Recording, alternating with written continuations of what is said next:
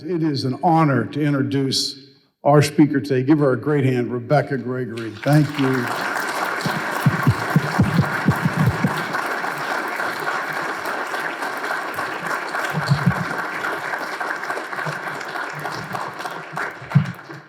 Thank you so much. Oh, wait a minute. There we go. Good morning. Good morning. I am so excited to be here. I just can't tell you enough how wonderful of a welcome that I have had the minute I got off the plane. And last night we sat around and we had one of the most powerful prayers I think I've ever heard in my life. And, you know, it's amazing what happens when you just wake up with this moment of, it is going to be a great day no matter what.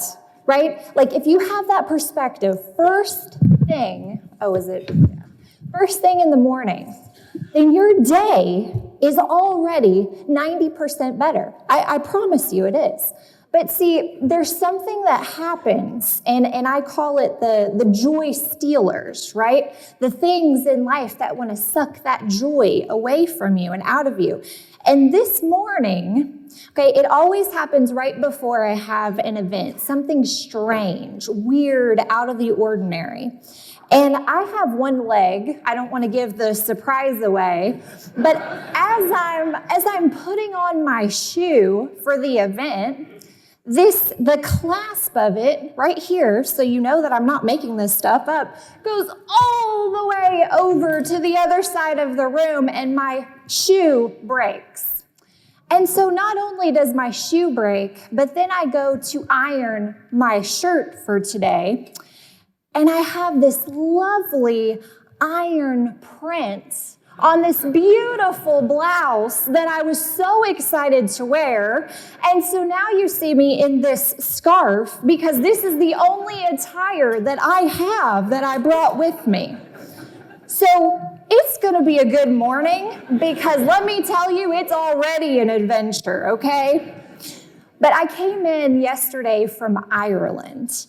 And it was about an 8-hour flight. My family's over there. We've been overseas for almost 3 months now. We've traveled to Bali and to Thailand and to Ireland. And as soon as I leave today, I'm going over to Barcelona, Spain. And we're going to get into all of this good stuff. But in order to do that, I have to take you back to the day that totally transformed my entire life. And I first want to start out by asking you a very big question. How many people in the room are runners? Got a couple over here. Okay. All right. This is impressive. How many people have run the Boston Marathon? Oh, all right. How many people would only run if someone was chasing you? There we go. Now, another question I'd like to ask you is, what category do you think that I was in on April 15th, 2013? 1, 2, or 3? 3! Yes! Because as much admiration and respect as I have for people that run marathons, and it gets greater later in the story, I was not running in that marathon. No. I was on the sidelines eating chocolate-covered pretzels, wondering why anyone would ever run 26.2 miles for the fun of it. Now, that weekend was a celebration. We had gone up to Boston. It was my 26th birthday weekend, my first time ever in the city, and we had gone up to the race to watch a friend of ours who had actually qualified. And I remember we started the weekend off and we were going to the Boston Red Sox game, and we sat on the famous Green Monster, and we ate way too many cannolis, and it was just so much fun. And I was celebrating my birthday, and it just couldn't have got any better. And we were all packed up that Monday to go home as soon as the marathon concluded. And I remember downloading the app and tracking our runner on it. And we got to the 17-mile marker. And I was not alone that day. I had brought my 5-year-old son with me. And at the marker, I remember this, I'll never forget it, because we kind of have one of this mother-son moments, right? You know what I'm talking about, those moments that only you all can understand. Because my son stands up at the fence, and he's watching all the runners, and he's cheering them on, and he's holding his sign. And one of the guys proceeds to lose his entire breakfast in front of Noah. And Noah is horrified. And he looks back at me and I'm like, I don't get it either, buddy. I don't know. But about that time, one of the people in our group of about 9 suggested that we make our way closer to the finish line so that we could see our runner cross. Now, in theory, fantastic idea. Yes, of course we want to make it to the finish line. But what people don't tell you is that when you go to watch a marathoner run, you end up running that same marathon along with them. So not only am I trying to keep up, I'm also trying to keep up with my 5-year-old, who, why in the world did I bring to a marathon of 500,000 people? But somehow, we were right there. We got right at the finish. We were so close that we could see the sweat pouring off people's faces, their smiles that stretched ear to ear as each one crossed the finish. It was amazing, amazing to see people accomplish their goals. But there's only so many runners that you can watch go by, cross the finish, get their medals, before a 5-year-old is over it. Just completely done. And so he starts tugging on my clothes. Mom, when are we gonna leave, Mom? And if I'm being honest, at this point, I was a little bored too. And so I said, buddy, why don't you sit down on my feet and play in the rocks like you're a scientist? Now, there were no rocks, we were on asphalt, but to a 5-year-old, that was a cool thing to do. And so Noah took his place very excitedly at my feet, and his back was up against my shins, and that is exactly where my little boy was when a bomb in a backpack went off less than 3 feet behind us. This is a picture that circulated all over the world of my son in a wheelchair. You see, number one, I look at this picture and I think, he's alive. My little boy who was 5 was sitting down on my feet, one of which I no longer have, and he walked away. He had one cut on his leg that they were able to stitch up. He had one piece of shrapnel graze the back of his head. I have thousands of pieces of shrapnel in my body still today in 2023. You look at that picture and you tell me that God is not real. Tell me. Because how was I supposed to know to place him down on my feet that day? If he had been standing, he would have died upon impact. But because the bomber placed the backpack behind me, I was able to shield my son from the worst of the blast. I was able to take everything in the back of the legs, the torso, and the left hand, and that is what doctors said saved his life. I cannot look at that picture without thinking to myself, oh my gosh, I am so blessed. I am so grateful to be standing in front of you today, to be sharing my testimony, to tell you that that same precious 5-year-old little boy is now 16 and thriving.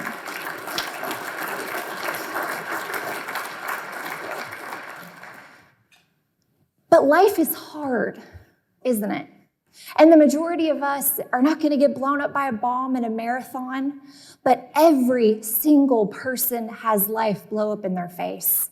And it's usually when we're standing on the sidelines, eating our chocolate-covered pretzels, and then you're like I was when I woke up, and I'm wondering, how in the world did I get here, and where do I go on from here? But what I kept thinking is what you see on the screen right now. As long as we are breathing, we have a purpose for being here. If you woke up this morning, I don't care what you're going through right now, you may be in the biggest storm of your life, but guess what? This chapter doesn't have to be the only one. Yes, you're going through something, but if you woke up, there is a reason that you woke up. When I was in a medically induced coma afterwards, I was waking up to hear some of the worst news that I have ever heard in my life. FBI agents were coming in and telling me that I was a victim of a terrorist attack, one of the largest on U.S. soil, and that I might lose both of my legs, I might lose my left arm, and it was going to take a very long time to piece me back together. I wondered, how did I get here?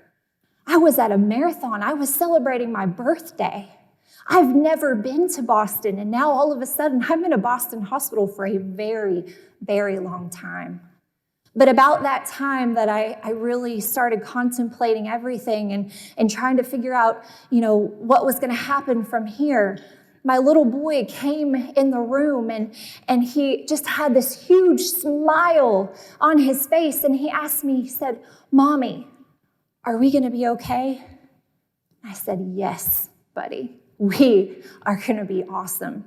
You see, they took Noah away to a different hospital. No one had any idea that we were together that day. And so by the time I'm waking up to see what's really happening in my life, what's going on, my little boy is already coming to visit me. Do you see all of the little miracles, all the little intricate details that had to happen exactly that way for me to really understand what was happening? And even though I was facing some of the worst things I had ever experienced, I had this unbelievable amount of gratitude in my heart for it just being one of those times that I could experience it all.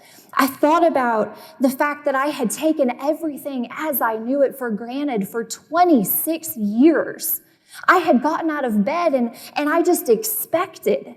I expected every day to put 2 feet on the ground, and typically it meant hitting the snooze button about 13 different times because I was running late and rushing and chaotic and all the times. And I looked back on something that was so short and had just happened, and my life was changed. I knew that I would never be the same.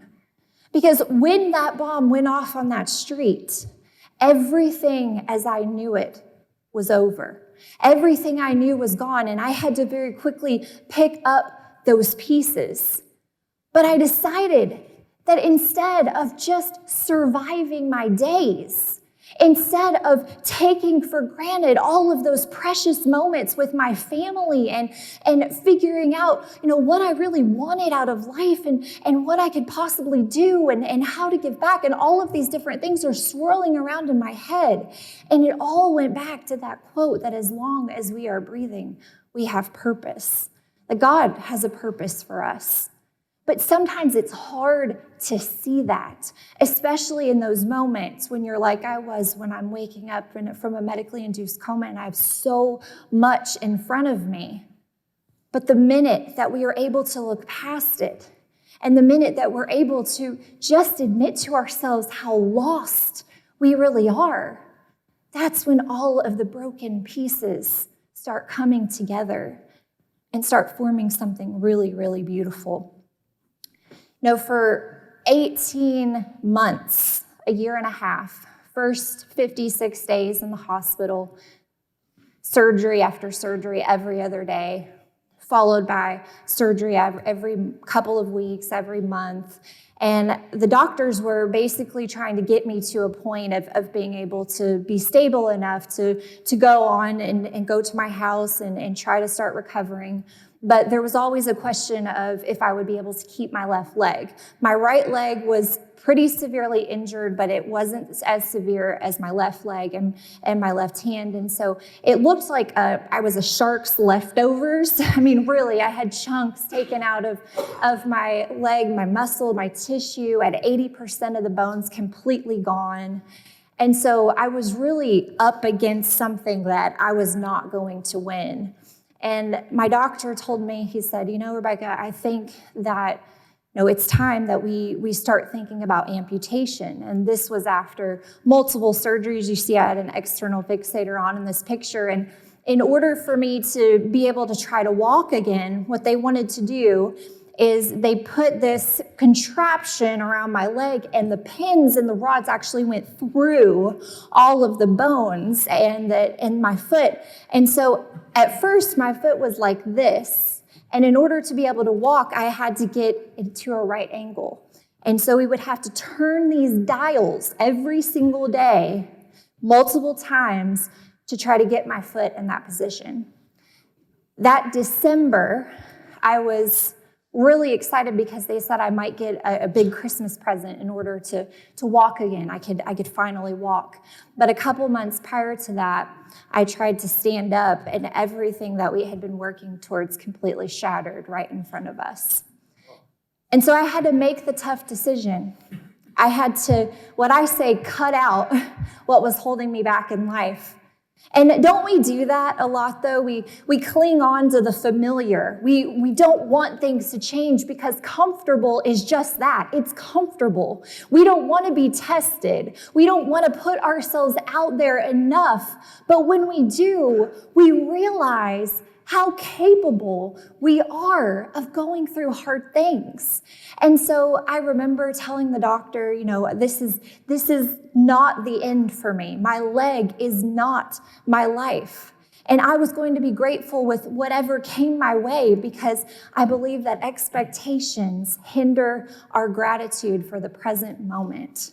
When we are so concentrated on what we want, what we think our lives should be, this exact picture, then we don't allow God to work in the ways that He is supposed to. We don't allow ourselves to rely on Him, and so we follow our own path, and we decide that our way is better. When I was laying in that hospital bed, you better believe that I thought about every single thing I have ever done. I thought about the path that I was on. I thought about the road. If you very quickly do the math, I'm pretty young to have a 16-year-old. But my testimony is one that doesn't have a pretty bow wrapped around it. I'm not this perfect Christian. I never have been. In fact, my father was an evangelist. He traveled all over the world preaching. They said he was going to be the next Billy Graham. And every night he would come home and he would beat my mom and I. And so from a very young age, I had a very skewed reality of what church was supposed to be, of what Christ was supposed to be, and all of these different things. But every time in my life that I tried to rebel, that I tried to run away, there was some kind of pull that was pulling me back. And I remember in the hospital, this song by the Sidewalk Prophets. And one of the verses, it said, "Oh, I don't know where to go from here. And if there's a road I should walk, help me find it. And if I need to be still, give me peace for the moment." Being still was something that I never have done. I've never been still in my life because if I was still, then I would surely drown. I've had trauma so big from the time that I was old enough to remember that if I stopped for 1 second and thought about it, I knew that I wouldn't be able to do it, that I couldn't make it. I had to continue on. I had a responsibility as a mother to be there for my son. But see, I can't carry that all on my own. And so the first time I said, I am giving it over to you. And when I did that, my life started opening up in ways that I just can't begin to tell you. But first, when I was laying in that OR, I'll never forget this moment because I had gone to get my amputation done, and my nurse that had been with me for about a year doing all of these surgeries with the orthopedic surgeon, holding my hand through the whole thing, she took my hand right before they placed the anesthesia mask over my face, and I started counting down. And she asked me, she said, "Rebekah, are you scared today?" And I looked at her, I'm like, they're about to chop my leg off. Of course I'm scared. But I said, at least every day I will start on the right foot because it's the only one left. I mean, that's not a bad deal, right? And she kind of laughs because she knows my humor at this point, and she looked me in the eyes. And she got so serious and she said, "Good. I am glad that you are scared. Because on the other side of that fear, you, my friend, will be unstoppable." And I just laid there and I took a deep breath, and the mask was placed over my face, and I started counting down 10, 9, 8. On the other side of this fear, I will be unstoppable. I didn't know what that meant. I didn't feel unstoppable. I had no clue what to do in this next chapter of my life. But that's the most beautiful part about support and love around us. When we are broken, when we are exhausted, when life gives us so much that we can't possibly bear it anymore, we have people lifting us up. We have that support loving us, the support that we get through our church family and our friends and our family at home. And it's just enough for us to say, I can do this. Because sometimes we don't have to know how we will be unstoppable. We just have to have the people that believe in us and believe that we will be. Now, I remember waking up from my amputation, and I wasn't sad. I didn't cry, and maybe that's trauma, we'll see. But I had this relief in my heart because I had been fighting this for so long. And even though my foot was gone, I felt like I was moving 10 steps forward just by making the decision.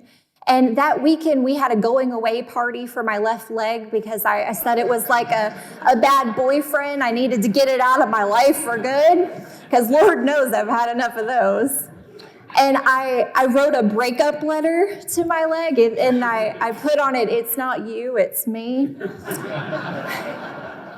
So I had already decided, this is not going to be something that I am sad about. This is not something that is going to take up any more of my time. I am going to put a prosthetic leg on every single day, and I'm going to remember that my life is short and that I'm going to live it to the utmost potential that I possibly can. This is my reminder that I survived something that I shouldn't have survived, and that my son should have never survived, but he is here and I am here, and there is a greater purpose in all of it. And so we decided to have fun with it. I wrapped my leg in a baby blanket. I named her Felicia because I wish I had Felicia's life. She's always going somewhere. I saw that quote when I was laying in a bed and I couldn't walk, and I said, I'm going to do everything I can on a prosthetic leg that I didn't do on 2 real ones, and I'm never going to stop again.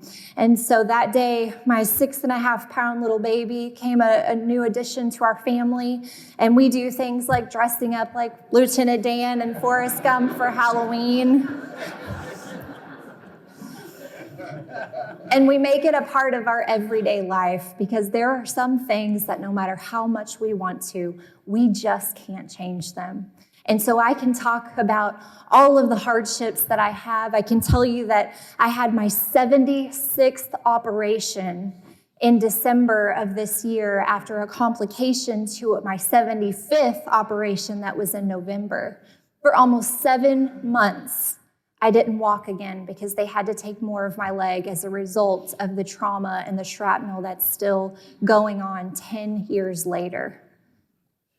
But I can also tell you that with each of those surgeries, I'm just so thankful to be given another moment to be here, another time to spend those moments with my precious family. And I believe that shying away from challenges gives us an inaccurate measurement of our strength. But most importantly, it gives us an inaccurate measurement of God's strength. There's so many stories, so many anecdotes that I could leave you with today, and I'll tell you 2 of the most impactful moments for me in my recovery. One, it's when I decided to run in the Boston Marathon in 2015. I had told you that I wanted to do everything on a fake leg that I didn't do on 2 real ones. And so, of course, what do I do? And in the midst of in the hospital, in rehab, I haven't even walked at this point. I got on Facebook and I said, everyone, I'm going to run the Boston Marathon. That's a terrible idea. Don't ever publicly announce things, because when it's on Facebook, when it's on social media, that means you actually have to follow through with it. And I remember standing up on my leg for the first time, and I was like, oh my gosh, how am I going to do this for the rest of my life? How am I going to run in 4 months? And all of these ideas were just kind of swirling in my mind. But I got to the point where I was able to not only walk, but run. I went to the mall. I would mimic people's steps so that I wouldn't favor my right side more than my left. I went to the gym 6 days a week, and I was ready. And 2 weeks prior to the marathon, I busted my leg open on a 16-mile run. Now, you hear busted my leg open, but I hear 16-mile run. Chocolate-covered pretzels on the sidelines, okay? 16 miles is a big deal. And so I was pumped, I was ready, but I was defeated in that moment. But I went to my doctor and I said, I know that I can't run this marathon. I'm not ready. My body is not physically ready. But let me in there for just a couple of miles. And so we had the agreement that I was going to run the last 3.2 miles. And what that meant was the time that it took me to not only learn how to walk, but learn how to run too. And I ran past the pole, which is now a monument for the people that died that day. There was ribbons on it, and I just crumbled at the finish line in tears and emotions, because I knew that I would never be the same after that I was taking my life back in ways that I never thought I was capable of doing. And that when you do that, when you experience so much loss, so much hardship, so much heartache, but you turn those obstacles into those opportunities and you decide that life is worth living no matter what, then God will open up your life in ways that He otherwise would never get the opportunity to. That same year, I testified in the trial of the remaining bomber. You talk about difficult. That's one of the most difficult things I've ever had to do. I had to look the person in the eye that not only tried to kill me, but my son and so many others. And I had to rehash the worst moments of my life.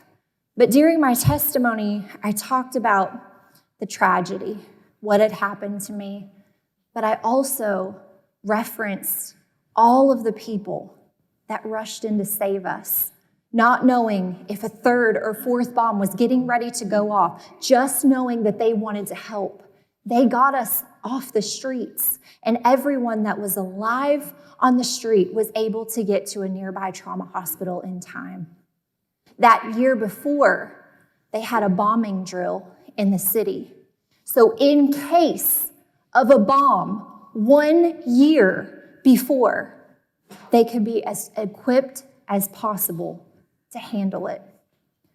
Some of the most major, wonderful trauma hospitals were within 1 mile of the finish line. There's so many miracles in my story. So many. But there was one thing that day that I really wanted, and I wanted the remaining bomber to look at me. I wanted him to look me in the eye. I wanted to tell him that I am not his victim. And I wanted him to see that I was still standing and that he didn't take that away from me. And he wouldn't look at me during the testimony, but I was able to go back and give a victim impact statement. And I had to Google what a victim impact statement was because I've never been part of a federal trial before, and I hope to never be again. But what it is, it's the statement that's made right before the judge and the jury make their final verdict.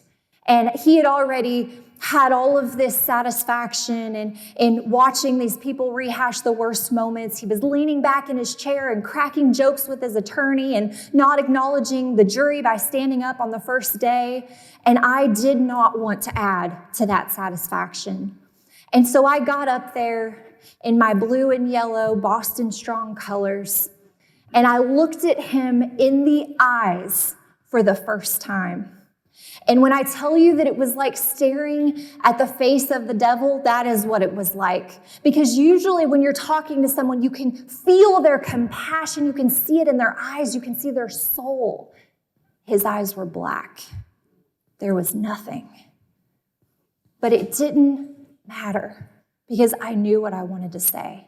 And my voice didn't waver and my eyes never left his. And I said, I was asked to give a victim impact statement today. But in order to do that, I would have to be someone's victim. And I'm not yours, and I'm not your brother's. And I went on to say that that one act of hate that stretched a couple hundred feet, we've seen an act of love that stretches hundreds of thousands of miles. And no one is going to remember their names. What they're going to see is what all of the victims' families and survivors have gone on to do in spite of trauma. When I walked out of that courtroom that day, I felt like I could take on the entire world. A girl who has been emotionally and physically abused since the age of 4 years old. I got up there and I said, evil does not win. It will never win in any aspect of my life.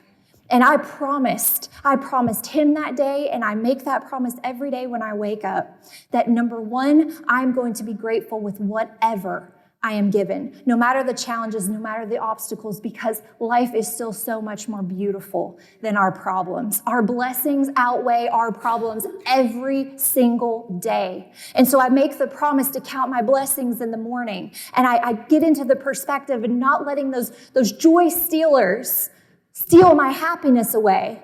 Because did you know that our energy can radiate up to 10 feet? 10 feet. So you can literally change someone's day just by the attitude that you have.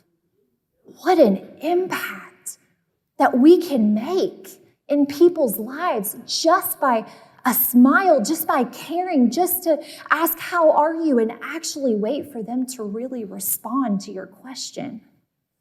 Because see, the more connected we are, the more vulnerable we are. I can only share my story, right? These are all experiences that I've had to go through. And all I can do today is share my heart. And I can share with you what God has done, what I believe that I could never do on my own. Not because I know every verse of the Bible, not because I've led this perfect, beautiful Christian life, but because God met me in the place where I was most broken, and he saved me. And so now I know that I have an eternal life in heaven with him. And I know that right now I may seem broken and I've got parts that I have to put on every day. But you know what? That's temporary. Because what we have with him in heaven, that's eternal. And one day, you better believe I'm going to be whole again.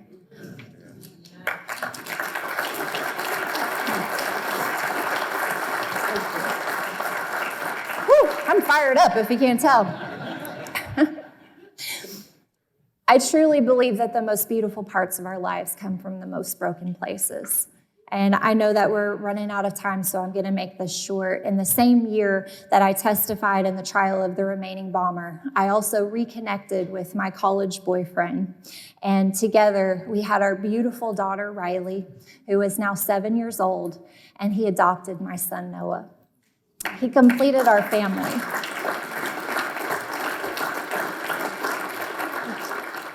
We also started a charity called Rebekah's Angels because even though my son didn't have the physical wounds that I did, he certainly had the emotional ones. My 5-year-old was asking questions about if a lady in a red hoodie was okay and telling me the events of how he remembered them. And I certainly remember laying on the pavement fighting for every breath that I had, and nails and ball bearings and BBs and everything that these brothers packed into these pressure cooker bombs were laying all around us and inside our bodies. People's body parts were no longer attached to them anymore. So if you can imagine that scene from a 26-year-old's eyes, can you imagine it from a 5-year-old's? My son didn't want to get back on his bike. He didn't want to go to school. He didn't want to interact with the world because everything in it he feared. And I did too at first. And so I started scrambling, trying to find help for my son, what trauma looked like, what PTSD was. And it led me down this rabbit hole and figuring out how much trauma I was carrying myself and how much I needed to be healed too. And in doing that, in doing the work for me and my son, we've now provided mental health therapy for over 500 families through our organization of Rebekah's Angels.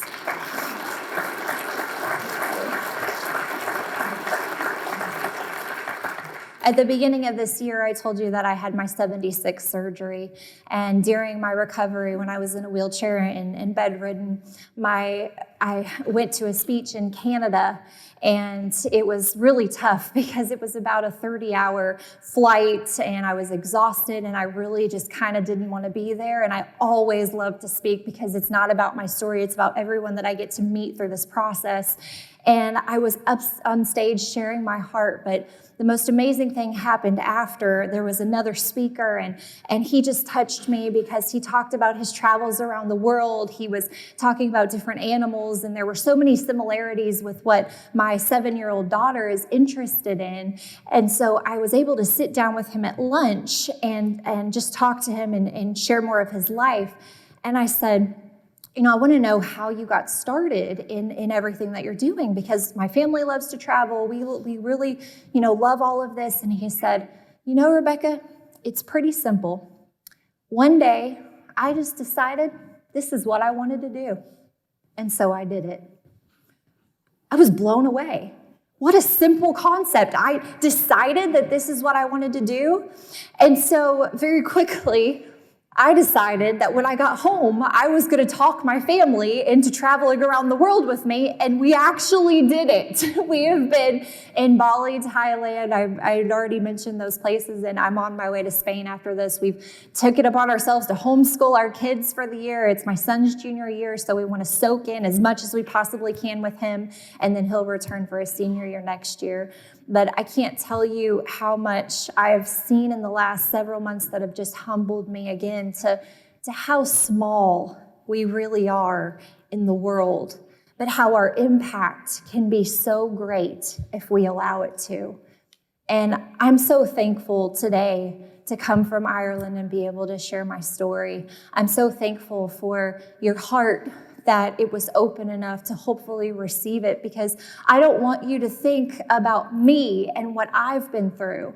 I want you to look into your own lives and figure out, are you surviving right now? Are you barely making it through? Have you forgotten what lights your fire in the first place? Did you make sure to hug your family and kiss them before you left this morning? Or do you make sure to tell them how much you love them?